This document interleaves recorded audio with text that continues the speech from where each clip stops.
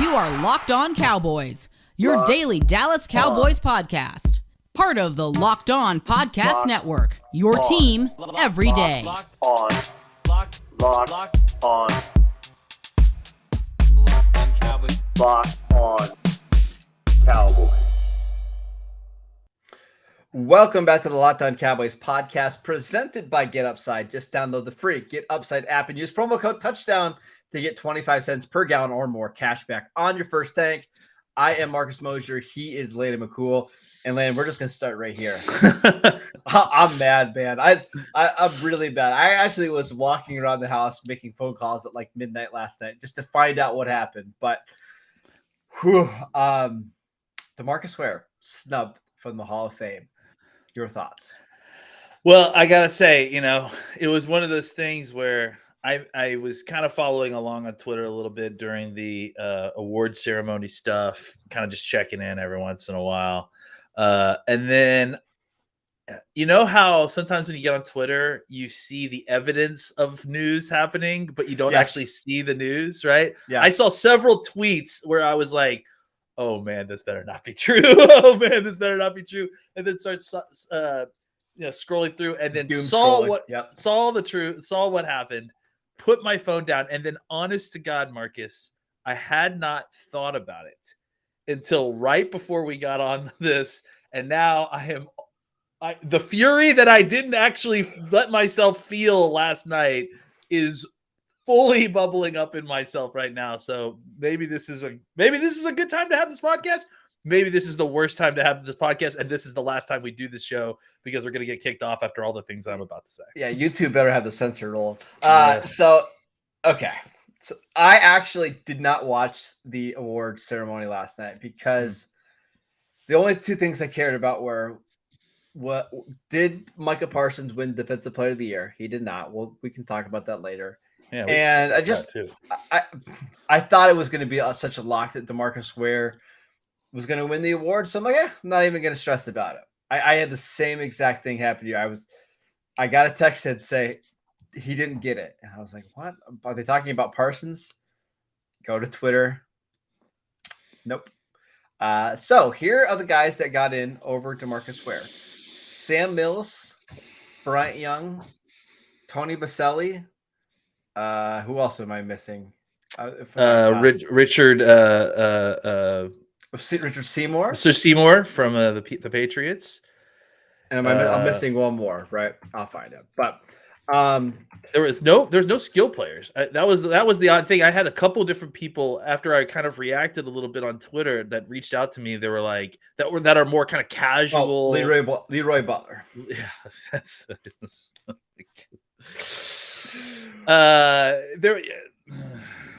let's talk about what happened. Okay, so I have some knowledge of what goes on in that room. Unfortunately, I kind of wish I didn't because it just makes me more angry.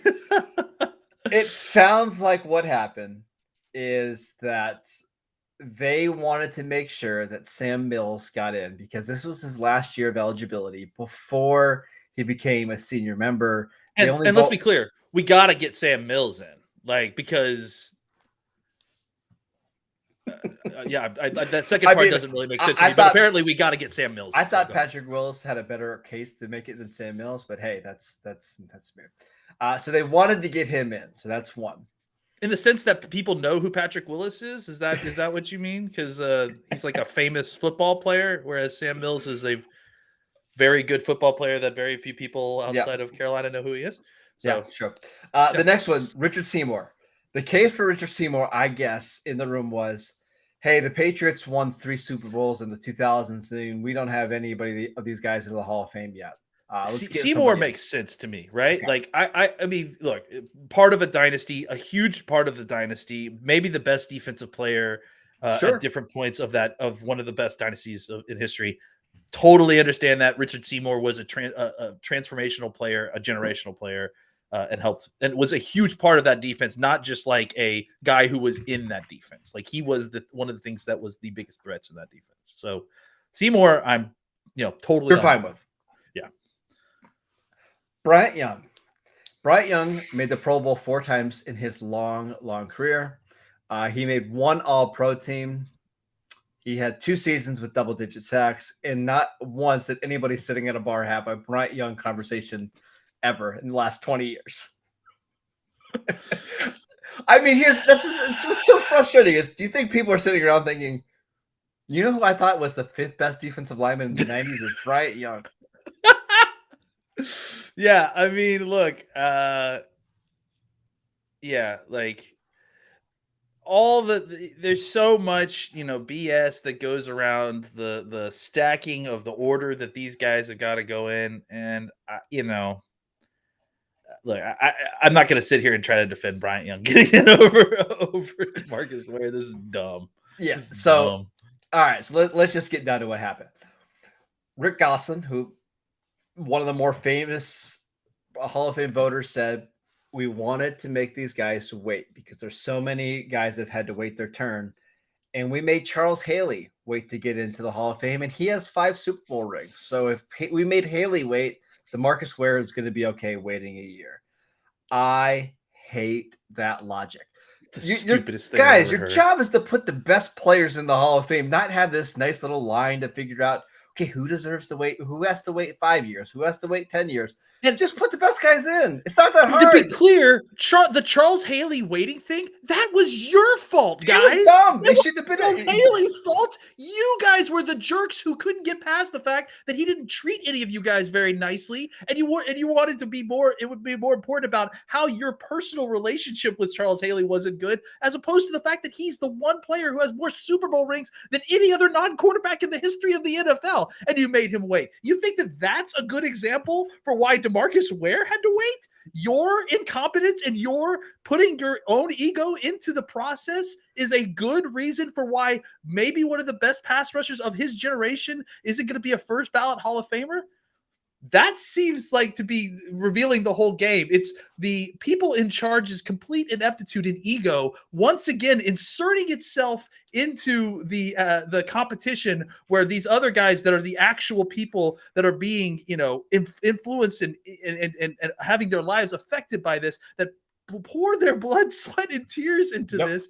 They're having to deal with the machinations of these egotistical sports writers who feel like they are the gatekeeper and have some right to make someone like Charles Haley wait because you didn't like him. And then to turn around and point to that poor BS excuse as your reason for not letting in DeMarcus Ware. Congratulations. I mean, just ineptitude from top to bottom. You guys should probably take some notes from the NFL Refereeing Association. I'm not going to use curse words, but they would pour out of my mouth right now if it was possible. Here's what really bothers me, Landon, is I feel like the Hall of Fame for the NFL up until yesterday was like the most, I don't know, highly thought of Hall of Fame that we have. Like in the NBA, they let anybody in. If you've ever averaged 5 points in a game, you're in the Hall of Fame. Yeah. Baseball is the most ridiculous gatekeeping I've ever seen. So I feel like for the most part, the Hall of Fame is pretty respectable. But when you do what you did yesterday and you just deny a great player into the Hall of Fame because he needs to wait his turn, it just makes the whole process look like a fraud and a sham, right? It's why it really bums me out. And just the general implication that there's absolutely zero wrong with the process. It's these guys got to wait. Are you joking? Like, this is explain to me why Calvin Johnson is a first ballot Hall of Famer and DeMarcus Ware isn't. Use small words so I can understand. Like it doesn't make any sense to me at all. Like it's willy-nilly and arbitrary. The process gets done, the results get out, and then they reverse engineer their excuse for why the process is so bad. It's just the most ridiculous thing I've ever seen. The Pro Bowl the Hall of Fame voters were handed a layup in DeMarcus Ware, an absolute layup, and they messed it up. It's just, it's unbelievable to me that they couldn't figure out a way to get this done. And a little birdie told me, Landon, he wasn't even in the final 6 or 7 names they voted yes or no on. So tells you where we're at. I mean, again, just to kind of sum up from my point of view, it's bad enough that the process is flawed and terrible and proven to be flawed and terrible over the years, because not only is something like this happening, but there are so many players that have missed their opportunities to be in the Hall of Fame because of just bad ordering, because they didn't have enough numbers that could go in, because they have some stupid arbitrary rule that is supposed to protect the integrity of the Hall of Fame, when in reality, all it does is put people like Sam Mills in the Hall of Fame before DeMarcus Ware. So I think that the worst part is not so much all that. It's that people come out on the other side of it and then defend it and act like there is legit reasons or logic behind it, when it's not. It's just arbitrary. It's just bad voting. It's just bad process, and everything is in the is under the guise of protecting the process and keeping the process in place, instead of trying to improve it and actually get the best players in the Hall of Fame. I agree. It's the most NFL thing. It's the NFL. It really is. It sums up everything about the NFL. It really is. It's unbelievable. I don't want to get your blood pressure any higher, but it's really hard to believe that John Lynch is in the Hall of Fame and DeMarcus Ware is not.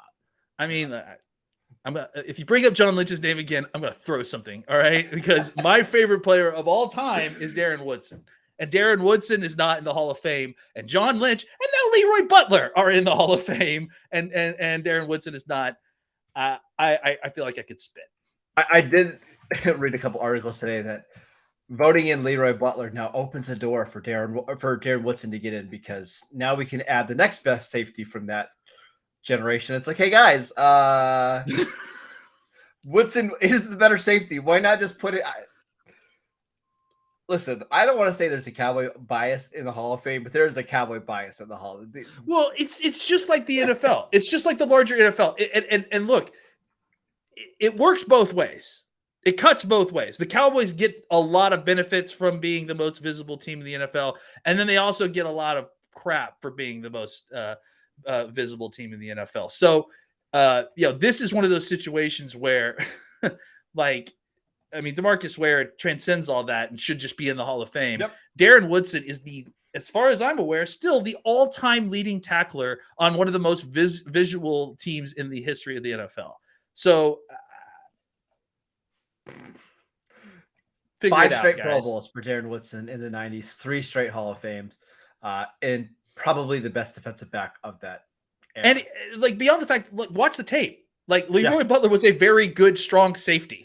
Darren Woodson transcended the position. He was a linebacker who was so fast, they moved him to safety. He could cover guys out of the slot. He could play back. He could play down. He could do everything. He was just a much better player than Leroy Butler. So, but what's funny is, so the same Hall of Fame voters voted for Leroy Butler to make the 1990s all Hall of Fame or all decade team. All decade team, yeah. Over Darren Woodson, which didn't make sense at the time because Woodson was better.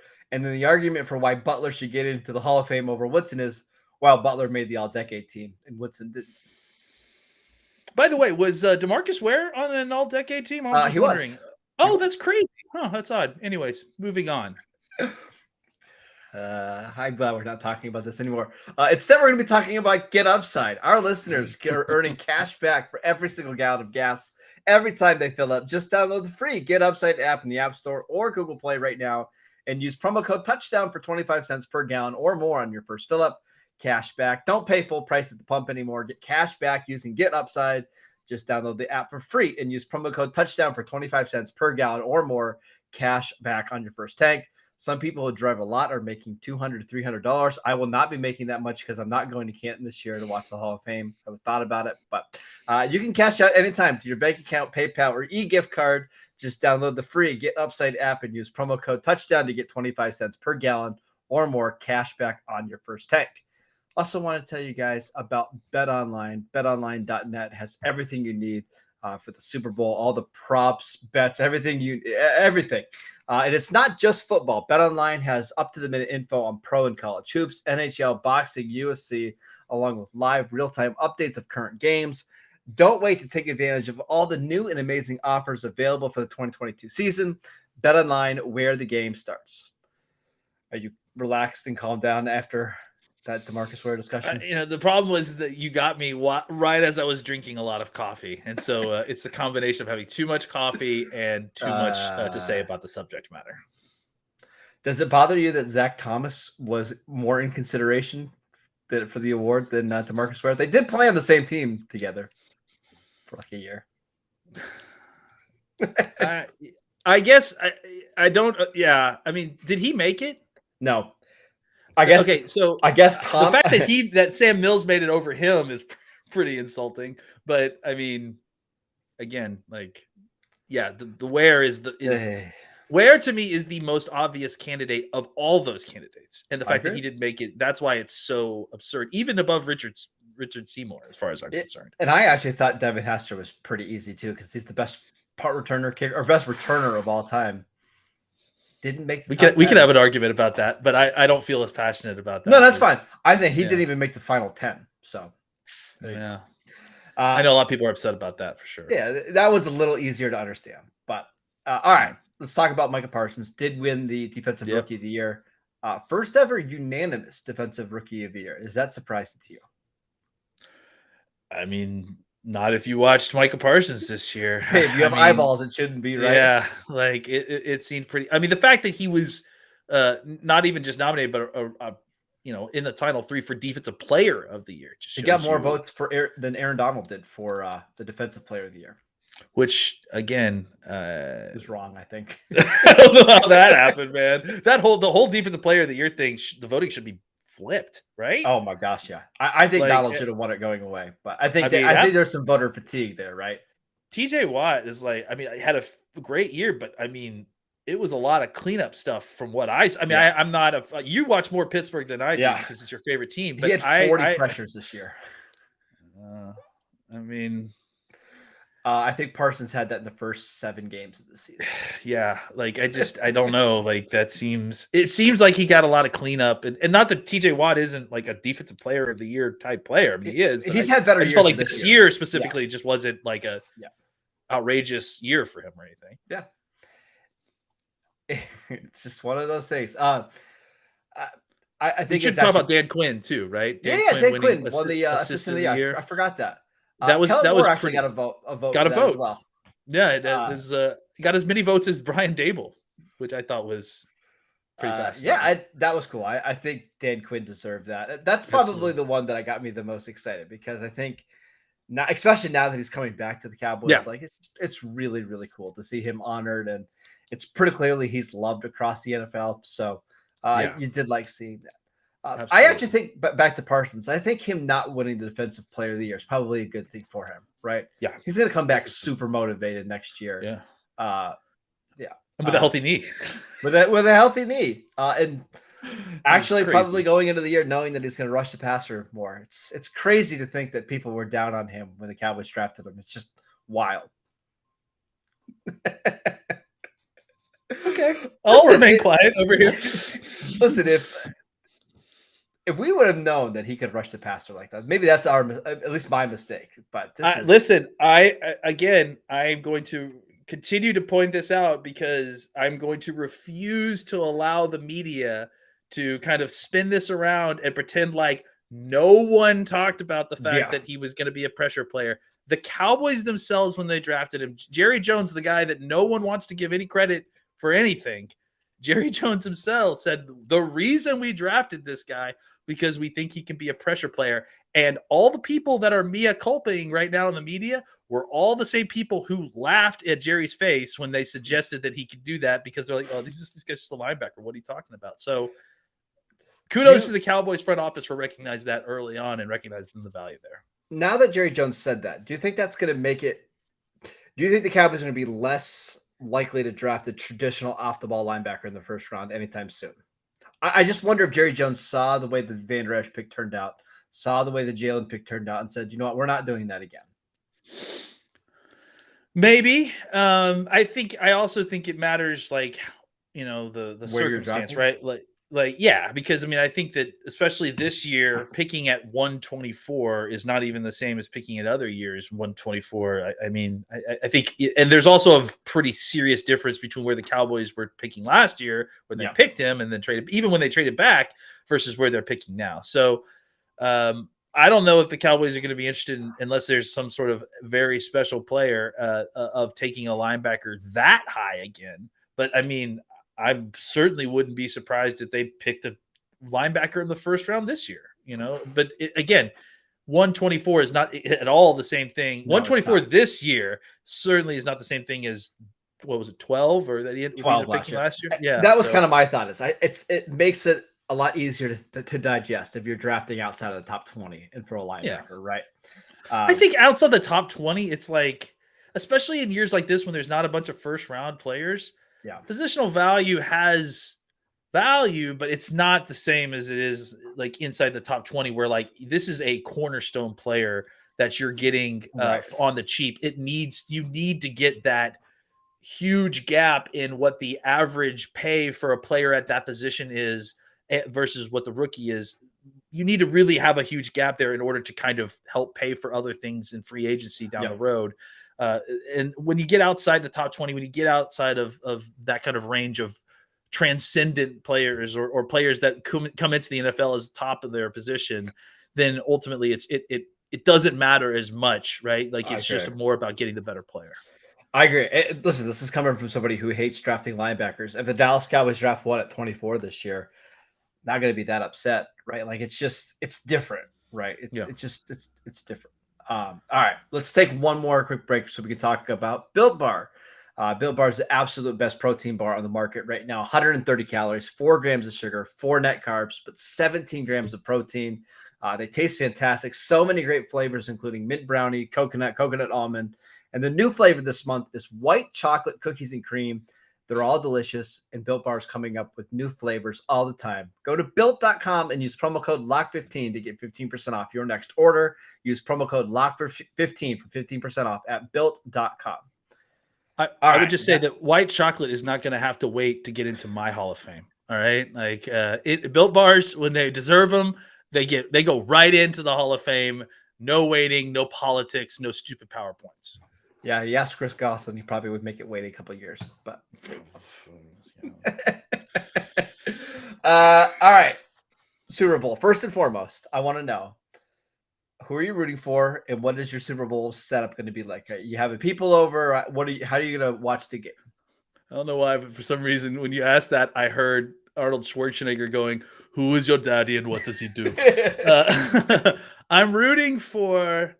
I know that I'm number one LA Rams fan, guys. I know that you come to me for all your Rams needs. My wife and I, we wear Rams gear around the house. Yep. But I think, by the way, I just wanted to point this out. This Cowboys. That's a fantastic. This is from the 94 one in the Georgia Dome. I thought it was appropriate since we're playing the Super Bowl. I am going to pick I should have worn the Pasadena one. What am I thinking? Yeah, I know. I don't. For me, I'm rooting for the Bengals. I just because I want to see chaos, and I think that the Bengals win the Super Bowl here. First of all, it's going to throw the Rams into complete chaos. It's just going to be alarms everywhere, and danger, Will Robinson. And for the Bengals, it's like, man, I mean, suddenly you've got this crazy young. Do you remember when the Patriots won their first Super Bowl? I do. Do you remember how just odd it felt? Because it was it didn't feel like the best against team the Rams, won. right? Yeah, it didn't feel like the best team won at all. Yeah, exactly. It felt like how did this happen, right? Yeah. And again, against the Rams, against a very high-powered Rams team. And I'm not suggesting that the Bengals are about to become a Patriots-esque dynasty. Yeah. But what I'm saying is that was the last time I felt like I watched a game where it felt like going into the game that it was going to be one-sided for one team, and then the underdog won the game, and it was almost just like no one had prepared for that. No one had anticipated that. And that's what I think will happen if the Bengals win. It's just like no one's expecting that to happen. What happens next? What's going to happen to the city of Cincinnati? Is it going to burn to the ground? Is Skyline Chili going to still be there on Monday? Yeah. I don't know. My favorite thing that happens in these Super Bowls is like the reaction that happens the next couple of weeks after is everybody's trying to chase, what the previous Super Bowl did. So you're going to see teams, hey, the Bengals won without an offensive line. We don't need an offensive line. The Bengals paid a running back $8 million a year. We can pay one. By the way, if the Bengals win the Super Bowl, Joe Mixon will be the highest paid running back ever to win a Super Bowl. Apparently, running backs suddenly overnight, the running backs matter again. Yeah, do you need a great running back to make it to the Super Bowl? You got to Super Bowl. I'm rooting for the Bengals. I've got a feeling the Rams are going to win. I think they just have the much better roster, but Yeah. Joe Burrow might be that guy it doesn't matter, right? Like he's just going to be so confident and calm in this game that the way that I keep telling people is I feel like the longer this game is close, the more it favors the Bengals, right? Absolutely. The Rams, I think, should try to find a way to put them away early if they can, and then just put their foots on their throat, on the Bengals' throats, and try to finish this game quickly. Because I agree, if you let them hang around, then they're going to believe that they can win. And I mean, I think we've seen Joe Burrow and Jamar Chase together when they are confident that they can do something. I mean, they've already won one championship, I mean, and they're well on their way at this point. I just feel like that's a matchup that can catch fire and do things that we've seen that are pretty outstanding. And the Rams, for as good as they are, have shown an ability to give these games away, to not finish teams, to allow teams to hang around a little bit.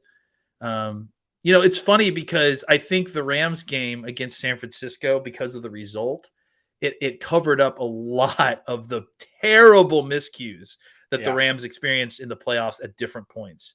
So against Tampa Bay in the second half of that game, right? Like, oh my gosh. Yeah. Well, and here's another reason why I think if the Bengals can hang around in the first half, they could win this game. Their kicker, Evan McPherson, is just money, right? And if it comes down to, hey, Bengals, we get the ball with 30 seconds left, and all we have to do is get past the 40-yard line, and he's going to drill a kick for us. That's a huge weapon to have. And the Rams kicker, Matt Gay, has been awful throughout these playoffs. He missed a 48-yarder short in the playoffs. Short. You never see that anymore. So both of us are rooting for the Bengals. We'll see what happens. More importantly, what's the food situation look like on Sunday night for you?